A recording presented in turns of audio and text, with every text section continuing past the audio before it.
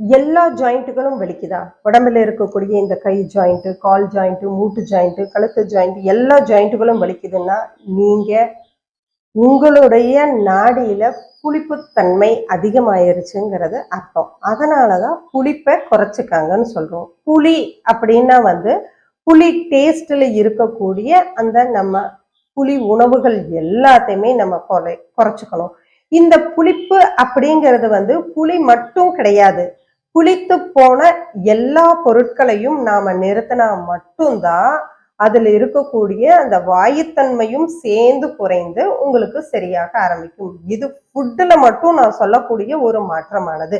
So அதை நீங்க பேசிக்கலா அதை பண்ணிட்டு அக்யூப்ரெஷருக்கு வந்தீங்கன்னா டக்கு டக்கு டக்குன்னு நம்ம 2-3 சிட்டிங்ல உங்களுக்கு ரிசல்ட்டை காமிச்சிட்டு போய்கிட்டே இருக்கலாம்.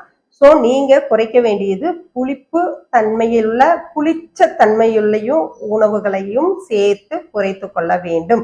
ட்ரீட்மெண்ட் முடிகிற வரைக்கும் மேபி அது 1 மாசமா இருக்கலாம், 2வது மாசமா இருக்கலாம். அதுக்கப்புறம் பேலன்ஸ் ஆயிரும். நாடியில புளிப்புத்தன்மை பேலன்ஸுக்கு வந்துருச்சு, சீராயிருச்சு அப்படின்னா அப்புறம் உங்களுக்கு அதை பத்திய ஒரு டென்ஷன் இல்லை. ஸோ அது வரைக்கும் மட்டுமா அந்த உணவில் இருக்கக்கூடிய புளிப்புத்தன்மை குறைய குறைய குறைய உங்க உடம்பில் உள்ள அத்தனை ஜாயிண்ட்டுகளும் எல்லா லிகமெண்ட் ஜாயிண்ட்டுகளும் கொஞ்சம் கொஞ்சமா அதுக்கு தேவையான மஜ்ஜைகளும் சக்திகளும் இரத்த ஓட்டங்களும் எல்லாமே சீரடைகிறதுக்கான அக்யூப்ரெஷர் நம்ம போட்டுக்கலாம்.